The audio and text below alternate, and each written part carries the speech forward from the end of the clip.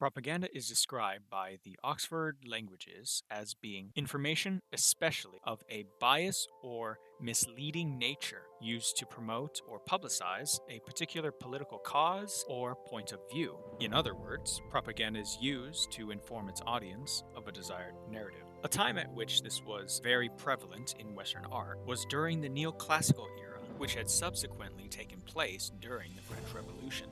Jacques-Louis David was one of the most influential artists of this era and served as head propagandist for the Jacobin Club, which was the most extreme group of the French Revolution. He is best known for his overt propaganda messaging, intense depictions of subject matter, and the artistic rendering in his paintings. Many great propaganda pieces following his career can trace their strongest elements back to David's paintings, such as The Death of Marat, due to its clear moralistic messaging and intense visual imagery. The Death of Marat was painted in 1793, oil on canvas, and is approximately 64 inches by 50 inches large. David created this painting to commemorate the assassination of influential French revolutionary writer and best friend, Jean-Paul Marat. During the revolution against France's monarchy, many extremists saw Marat's death as tragic and later viewed David's piece as religious iconography for the revolution. In this painting, Marat lays dead from an assassination in the lower half of the painting, leaving the top half empty. His body is in the tub that was used to treat his illness, while the knife that was used to kill him lay on the floor just underneath it off to the left. His right arm hangs out from the tub towards the floor, with his hand still holding the pen with ink.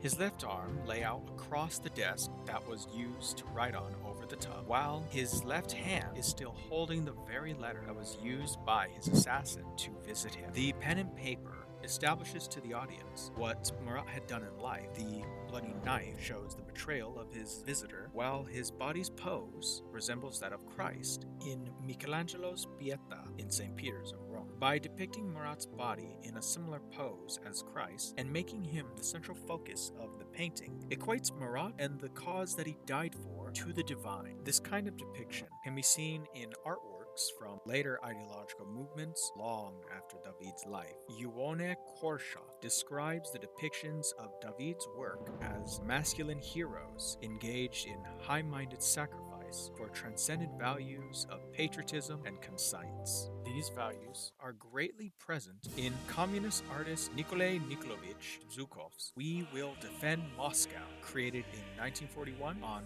color offset lithograph, approximately 35 13/16 by 23 5/8 inches large. We Will Defend Moscow was created to inspire the Soviet people to defend Moscow from the Nazis conquering the city. In the foreground is a Soviet soldier holding up his rifle in his right hand, while the wind blows his cloak and cape to the right side of his body, expanding his appearance, thus making him far larger and capable than he may actually be. In the background, the tallest peak of the Kremlin is placed against the brightly colored sky to help associate it with enlightenment and near divinity, to instill in the viewer a moral duty to defend it. Korshak wasn't wrong to point out David's use of masculine imagery, for the same traits tend to appear in other propaganda pieces even when depicting women. David's influences can also be seen in Miller J. Howard's We Can Do It poster when portraying his moralistic message. Howard's We Can Do It was created in 1942 on paper photolithograph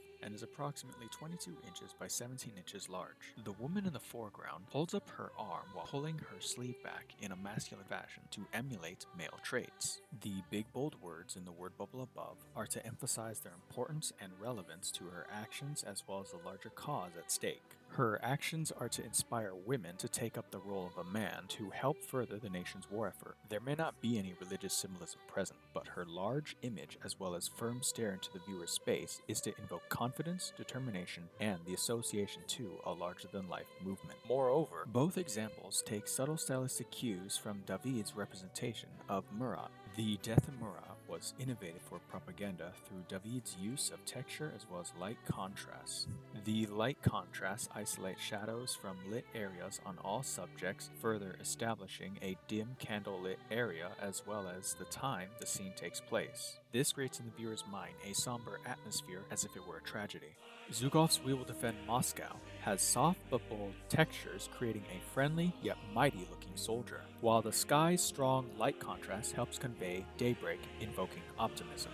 The textures of Howard's We Can Do It are used to isolate soft shadows from high contrast areas, which emphasizes the woman's features. As shown, David's innovations were brilliantly used and influenced later artists' propaganda pieces. In conclusion, the elements established in David's Death of Murat influenced later propaganda pieces due to its clear moralizing message, intense imagery, and artistic rendering. David didn't invent propaganda, he merely advanced compositional techniques used to sway potential audiences. Propaganda is to inform audiences of positive and negative figures, the necessary or unnecessary actions, and framing of events. The Death of Murat pays respects to Jean-Paul Murat and frames his death as tragic martyrdom. The primary focus behind its creation was intent and narrative, just like in We Will Defend Moscow and We Can Do It.